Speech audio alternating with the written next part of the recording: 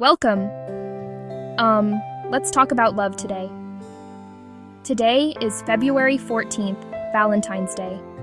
For many, this day brings images of perfect red roses. It brings thoughts of expensive dinners, shiny boxes tied with ribbons. That version of love is certainly one we see often in movies and in advertisements. It is a loud and grand gesture, but real love is often much quieter. It lives not in the grand gestures, but in small, everyday moments. It is found in simple acts of showing up for one another. Love is for everyone: partners, friends, families, ourselves. This day is a beautiful invitation to pause and think about love. What does it mean to you? Who in your life shows you love in quiet, steady ways? Who can you show love to today? Let's begin this exploration together, with open hearts and a willingness to see love in a more authentic light. To understand how this day became so focused on love, we can look back in time. The story is a simple one rooted in kindness during a difficult era. Long ago in the Roman Empire, there lived a priest named Valentine. The stories say that the emperor at the time had made a law. He believed that single men made better soldiers than those with wives and families. So, he outlawed marriage for young men. This was a harsh rule that caused a great deal of sadness and heartbreak for many young couples who were in love and wished to build a life together. Saint Valentine saw the injustice of this law. He believed in the power and sanctity of love. He felt that denying people the right to commit to each other was wrong. So, in secret, he chose to defy the emperor's orders. He continued to perform marriage ceremonies for young lovers. He gave them a chance to sanctify their bond, even when it was forbidden. This was a courageous act of defiance. It was an act of love not just for the couples, but for the very idea of love itself. He was risking his own safety to stand up for connection and commitment. Eventually, the emperor discovered what Valentine was doing. He was arrested and sentenced to death for his actions. Legend says that while he was in prison, he continued to show kindness and care to those around him. One story tells of him healing the jailer's blind daughter. Before his execution, he supposedly wrote her a letter and signed it, "From your Valentine." This small personal act of connection has echoed through centuries. It reminds us that even in the darkest of times, a simple message of care can bring light and hope. His legacy was not one of wealth or power, but of profound empathy. Over time, people began to honor Saint Valentine for his bravery and his dedication to love. The day of his commemoration, February 14th, slowly transformed. It evolved from a day of remembrance for a martyr into a day to celebrate love in all its forms. The tradition of sending notes and cards, much like the one he sent from his cell, grew and spread. The day became an opportunity to express affection. While it has now become highly commercialized, its simple origin story holds a powerful lesson. It teaches us that celebrating love began with an act of courage and kindness. It teaches us that celebrating love began with an act of courage and kindness. What is love? This is one of the oldest and most profound questions we ask. We often describe love as a powerful feeling. We talk about the rush of excitement, the warmth of affection, the deep sense of peace that comes with it. These feelings are real, and they are a wonderful part of the human experience. They can be exhilarating and comforting. However, if we define love only as a feeling, we risk seeing it as something passive. We risk thinking it is something that just happens to us, something that comes and goes like the weather, entirely outside of our control. A more wholehearted and sustainable view of love is to see it as a practice. It is a choice we make every single day. It is a series of actions we take.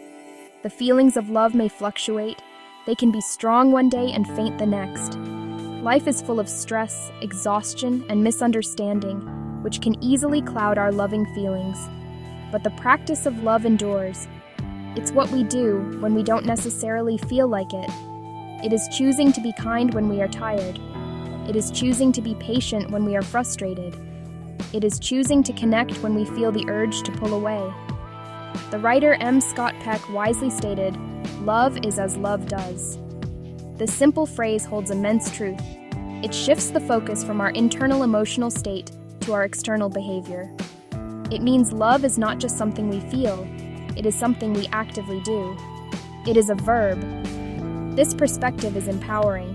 It means we are not helpless victims of our fluctuating emotions. When we understand love as a practice, we begin to see it everywhere. It is not confined to grand, dramatic gestures that happen once a year. Instead, it is woven into the very fabric of our daily lives through small, consistent actions. These quiet acts of love are often more powerful than any expensive gift. They are the steady drumbeat that says, "I see you. I value you. You matter to me." These are the actions that build deep, resilient, trusting relationships. They are the mortar that holds the bricks of our connections together, making them strong enough to withstand life's storms. Let's think about some of these small, powerful acts. Making a cup of coffee for your partner in the morning, just the way they like it, without being asked. Sending a text to a friend in the middle of a busy day that says, "Thinking of you." Taking the time to truly listen to your child's long, rambling story about their day at school, even when you are tired. These are not glamorous actions. They will not be posted on social media and receive hundreds of likes. But they are the very essence of love in action. They are quiet and they are profound. Other examples are all around us. Filling up the car with gas because you know your spouse has an early start the next day. Remembering to buy the brand of yogurt your teenager prefers. Offering to walk the dog when it's cold and raining outside, giving your loved one a break. The patience you show when someone is learning a new skill and making mistakes. The gentle way you speak to your parent on the phone when they are feeling lonely. Each of these small deeds is a vote for your relationship, a deposit into the emotional bank account you share. These actions communicate a deep sense of care and attunement. They show that you are paying attention to the details of another person's life. Narrator. Among all the actions of love. Narrator. Perhaps none is more foundational, narrator, than the act of truly listening. Narrator. In our world of constant distraction. Narrator. Screens buzzing. Narrator. Notifications pinging. Narrator. Offering someone your undivided attention is a radical act of love. Narrator. It is one of the most precious and scarce resources we have. Narrator. To listen is not simply to be silent while the other person is talking. Narrator. It is not about waiting for your turn to speak. Narrator, or formulating your response in your head. Narrator. True, deep listening is about being fully present with another human being. Narrator. It is about creating a safe space for them to share their story. Narrator. Being present means putting down your phone. Narrator. Turning away from the television, narrator, or the computer. Narrator.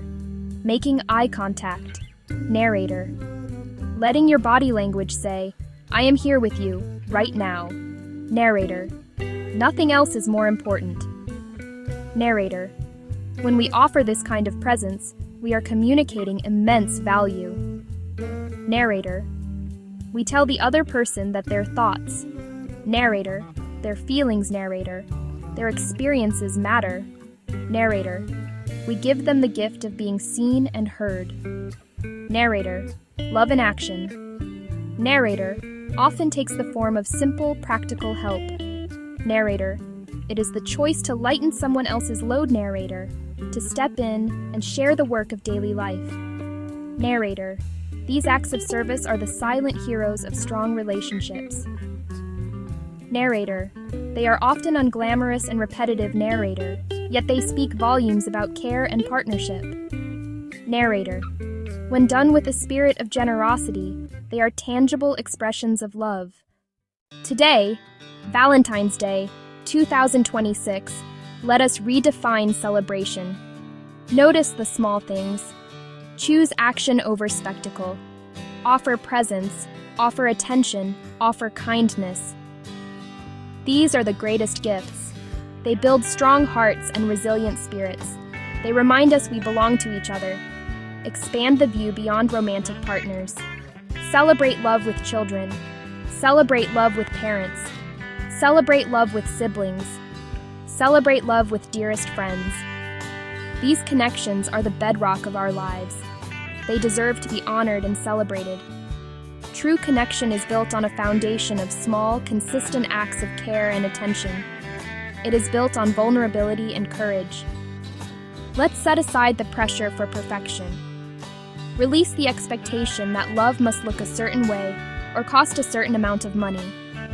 Instead, explore the heart of what it means to truly love and be loved. In our conversations about love, we often focus entirely on how we love others. We talk about being a good partner, a good friend, a good parent, but we frequently neglect the most fundamental relationship of all, the one we have with ourselves. There is a common misconception that self-love is selfish or narcissistic. We are taught to be humble and to put others first. While generosity is a virtue, we cannot give what we do not have. We cannot pour from an empty cup. Self-love is not about self-indulgence, it is about self-preservation. It is the necessary foundation for loving others well. Practicing self-love or self-compassion means treating yourself with the same kindness, care, concern that you would offer to a good friend. When a friend makes a mistake, you likely wouldn't berate them and call them a failure. You would probably offer words of comfort and encouragement. You would remind them that everyone makes mistakes and that this one moment does not define them. Self-compassion is about learning to turn that same gentle voice inward. It is about replacing the harsh inner critic with a voice of understanding and support. It is acknowledging our own pain and our own struggles without judgment. There are many simple, practical ways to practice self-love. It can be as basic as ensuring you get enough sleep, drink enough water, and eat food that nourishes your body. It is about moving your body in a way that feels good, whether that is a walk outside, stretching for 5 minutes, or dancing in your living room. It can mean setting boundaries and saying no to requests that would drain you. It can mean allowing yourself to rest without feeling guilty. We have talked about love as a choice, an action, and a practice. We have explored its history and its many quiet forms. We have seen how small acts of listening, helping, and kindness can build the strongest bonds. We have remembered the importance of treating ourselves with the same compassion we offer to others. Now, the invitation is to take this understanding and turn it into action. Love is not a theoretical concept to be debated. It is a living, breathing part of our lives that needs our participation. The world does not need more grand, empty gestures. It needs more small, authentic acts of care. So, as you move through the rest of this Valentine's Day and all the days that follow, think about your next small step. You do not need to make a dramatic change or a huge commitment. The most sustainable change begins with one small, manageable action. Perhaps your next step is to put your phone away during dinner tonight and give your full, undivided attention to the person or people you are with. Perhaps it is to send a text to a friend you have not spoken to in a while, simply to say you are thinking of them. It is in these small choices that love becomes real.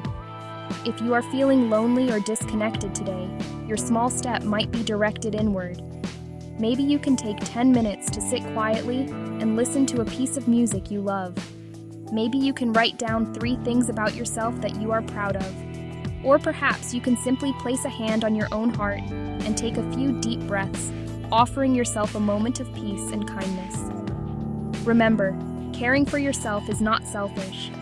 It is the brave and necessary work of filling your own cup so that you have something to offer the world. You are worthy of your own love. Let's release the pressure for this day to be perfect. Real love is not about perfection, it is about presence. It is about showing up, again and again, with an open heart.